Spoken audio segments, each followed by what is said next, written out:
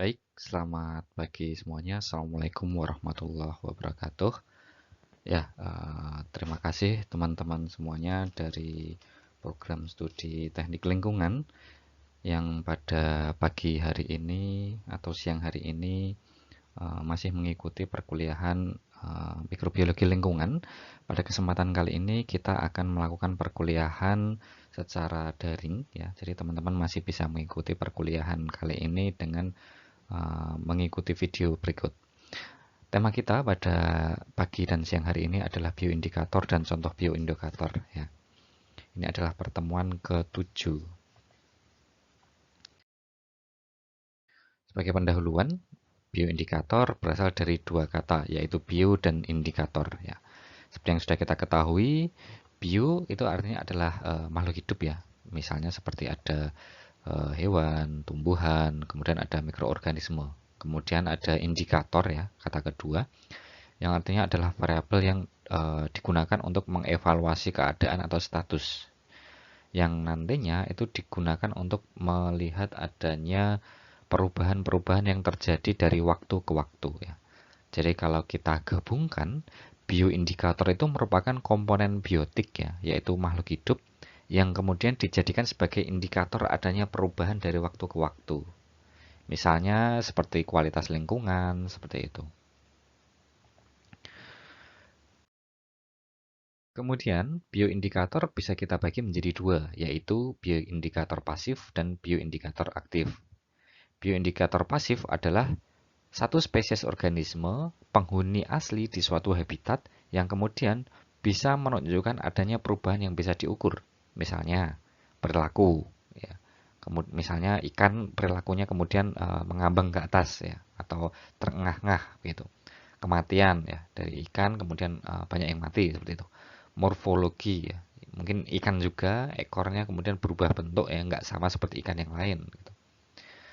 Kemudian ada bioindikator aktif ya, suatu spesies organisme yang mempunyai sensitivitas tinggi terhadap polutan, misalnya ada pencemaran, yang mana spesies organisme ini biasanya diintroduksi atau dimasukkan ke dalam suatu lokasi tertentu, kemudian digunakan untuk memberikan suatu peringatan terhadap adanya polusi atau polutan.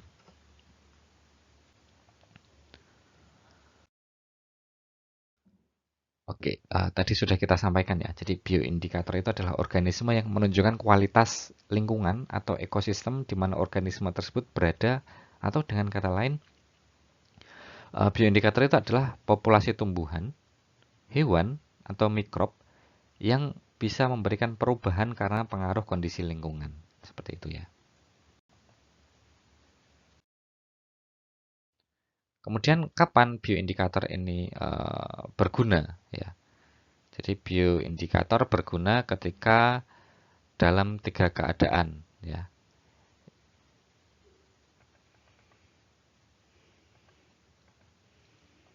Oke, di mana faktor lingkungan yang terindikasi itu tidak dapat diukur. Contohnya adalah faktor lingkungan di masa lalu direkonstruksi kemudian karena perubahan iklim. Maka ini kita sebut sebagai penelitian di paleobiomonitoring ya. Jadi penelitian di masa lalu atau paleo. Kemudian faktor di mana lingkungan mudah diukur tapi sulit untuk diinterpretasikan ya. Kemudian contoh apakah faktor yang diamati mempunyai perubahan ekologi yang signifikan.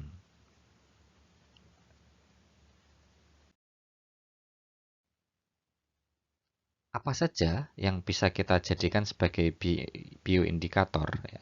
Yang pertama, mudah diidentifikasi ya. Kemudian tersebar secara kosmopolit, maksudnya di mana-mana ada, gampang menemukannya.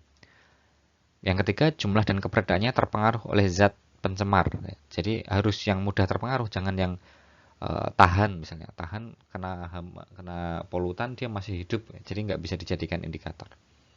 Kelimpahannya dapat dihitung ya. Jadi jumlahnya bisa diukur atau dihitung.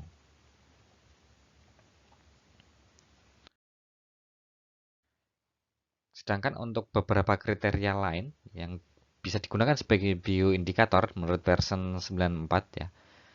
Secara taksonomi harus sudah dikenal ya dengan jelas dan sifatnya stabil. Sejarahnya diketahui, Populasi bisa disurvei, ditemukan, diamati, ditandai, dan juga diberi perlakuan dengan mudah. Taksa yang lebih tinggi terdistribusi secara luas pada berbagai tipe habitat. Taksa yang lebih rendah, spesialis dan sensitif terhadap perubahan habitat. Pola keanekaragaman menggambarkan atau terkait dengan taksa lain yang berkerabat ataupun tidak, dan mempunyai potensi ekonomi yang penting. Jadi bioindikator itu kalau bisa mempunyai potensi ekonomi ya, meskipun ini sebenarnya tidak begitu harus ada gitu ya.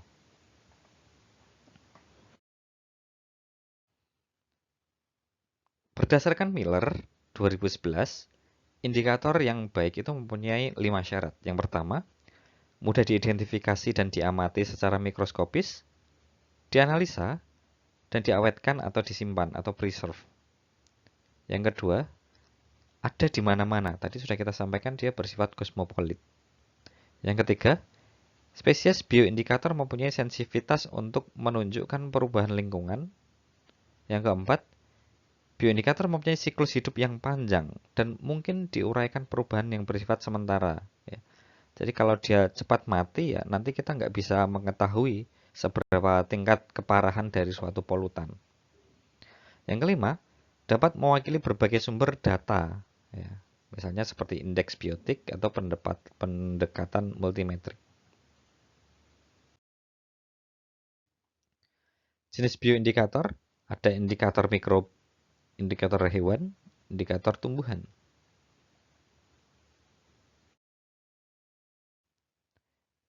Bioindikator dari mikrob. Mikroorganisme dapat digunakan sebagai bioindikator perairan maupun kesehatan di daratan.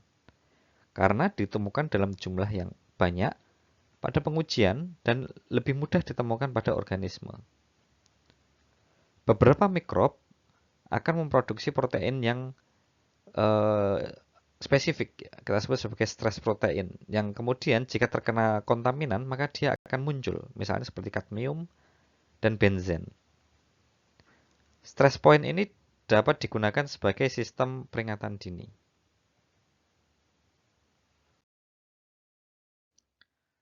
Contoh indikator mikrobial.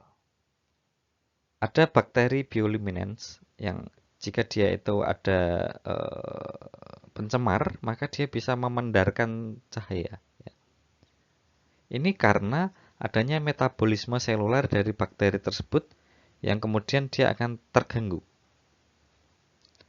Terganggunya metabolisme itu mempengaruhi jumlah cahaya yang dipancarkan. Jadi ada kontrol ketika dia tidak terkena tidak terkena polutan, maka dia akan memancarkan cahaya. Ya. Nah, ketika dia terkena limbah misalnya, dia cahayanya akan lebih redup, misalnya seperti itu.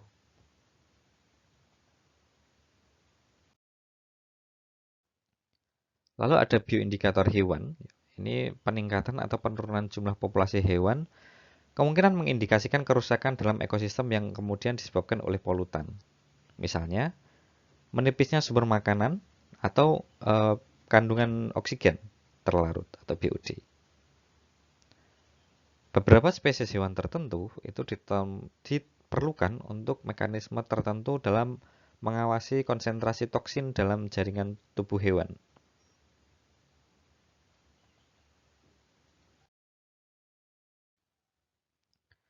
Untuk bioindikator hewan, ada bentos yang merupakan organisme yang melekat di permukaan substrat dasar sungai, misalnya seperti lumpur, batu. Sedangkan makrozobentos adalah bentos yang dapat terlihat dengan mata biasa, jadi nggak perlu alat mikroskop atau kaca pembesar, kita bisa melihatnya sendiri. Hewan makrozobentos invertebrata contohnya adalah seperti kerang, siput, seperti itu ya. Dan ukurannya itu lebih besar dari 500 mikrometer.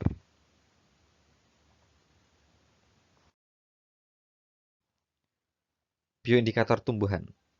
Ada tidaknya tanaman tertentu pada kehidupan vegetasi itu bisa digunakan untuk memberikan suatu petunjuk penting terhadap kesehatan lingkungan. Tumbuhan dapat hidup dengan baik di lingkungan yang menguntungkan. Ya. Suatu tumbuhan atau komunitas tumbuh dapat berperan sebagai pengukur kondisi lingkungan tempat tumbuhnya.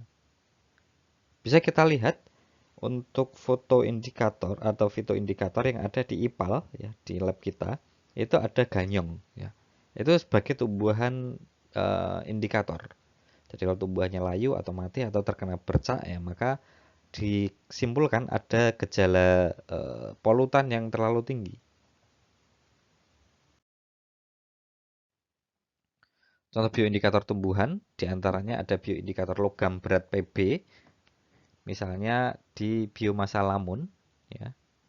Kemudian ada bunga sepatu, itu dapat digunakan sebagai bioindikator asam basa. Jadi apakah lingkungan itu tercemar oleh cairan asam atau cairan basa seperti itu. Lumut ini digunakan sebagai indikator di permukaan batu atau batang. Ya. Dengan adanya lumut maka diasumsikan daerah tersebut itu tidak ada cemaran sulfur dioksida. Nah, jika suatu tempat atau polutan yang kemudian terkena cemaran sulfur nitrogen atau sulfur dioksida, maka lumut akan mengalami kematian.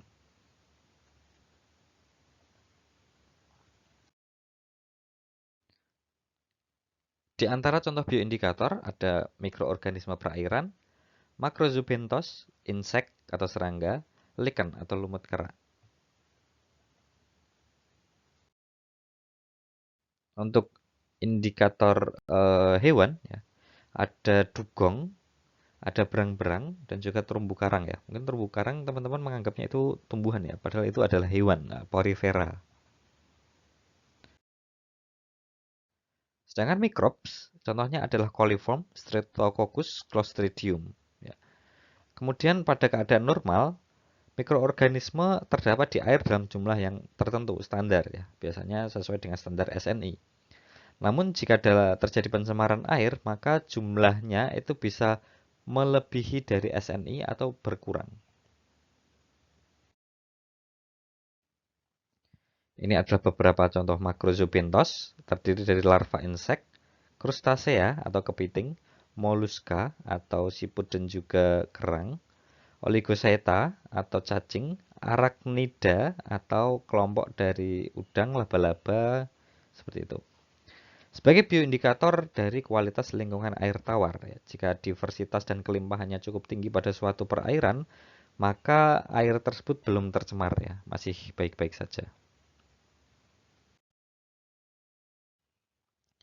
Nah, untuk serangga, contohnya adalah capung dan kupu-kupu. Adanya capung di suatu sungai menunjukkan bahwa sungai tersebut masih belum mengalami pencemaran karena salah satu apa namanya metamorfosis dari capung itu ada hidup di air ya di sungai. Jadi kalau sungainya itu masih aman, capung juga masih aman. Ya.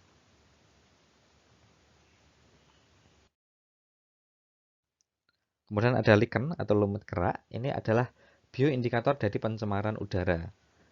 Pada daerah yang mempunyai kadar polusi udara yang berat, keadaan lichen sangat jarang ya. Jadi di lingkungan industri, lumut kerak itu jarang. Nah, kalau teman-teman ada di daerah hutan, kemudian pohon-pohonnya itu ditumbuhi oleh banyak lumut kerak atau lichen, maka dipastikan daerah itu masih mempunyai udara yang segar, tidak tercemar. Ya.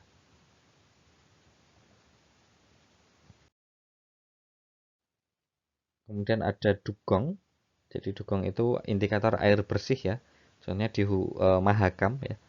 Jadi kalau masih ada dugong yang memakan rumput laut, ya, itu maka diasumsikan kondisi perairannya masih layak untuk dihidupkan atau dihidupi oleh makhluk ikan ya atau mamalia air.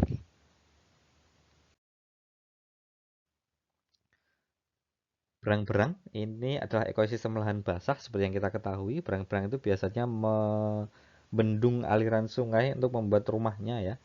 Jadi kalau di suatu tempat berang-berang itu masih ada, ya, maka tempat itu masih dikatakan belum tercemar.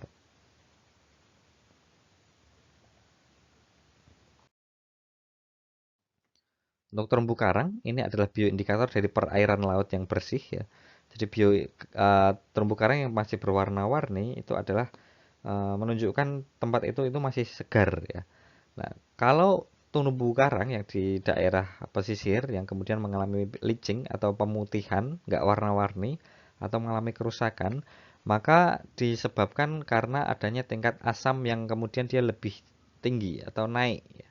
Jadi lebih asam air lautnya. Itu akan menyebabkan terumbu karang itu akan mengalami memutih atau kematian.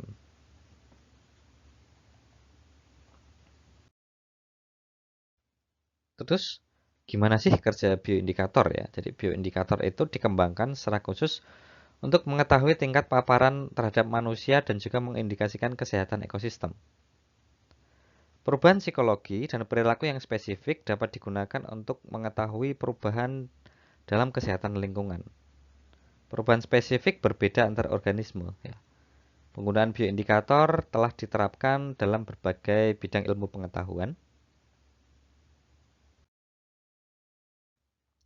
Konservasi genetika marga satwa. Ya. Jadi konservasi genetika marga satwa itu contoh bagaimana pendekatan tradisional dapat dikombinasi dengan bioteknologi untuk meningkatkan ketepatan dan mengumpulkan informasi terkait keanekaragaman hewan dan tumbuhan. Ya.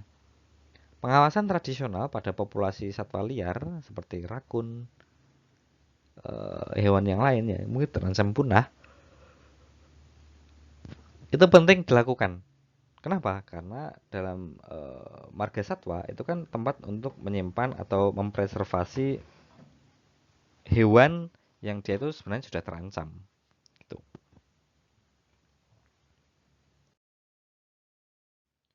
Kemudian ada pengujian khusus atau biasai. Perubahan perilaku dan populasi pada suatu spesies dapat diamati oleh ilmuwan, tetapi perubahan psikologi hanya diketahui dengan menggunakan pengujian khusus ya. Bioassay itu merupakan sampel kemudian dicek kandungannya ya. Pengujiannya itu bisa memastikan keamanan air untuk diminum dan menentukan kesehatan sungai. Bioassay bisa digunakan dengan cara tradisional maupun mengembangkan dengan bioteknologi yang terbaru. Terima kasih. Ini adalah akhir perkuliahan pertemuan 7 kali ini. Saya akhiri dengan menutup ya. Alhamdulillahirabbil alamin. Terima kasih semuanya. Wassalamualaikum warahmatullahi wabarakatuh.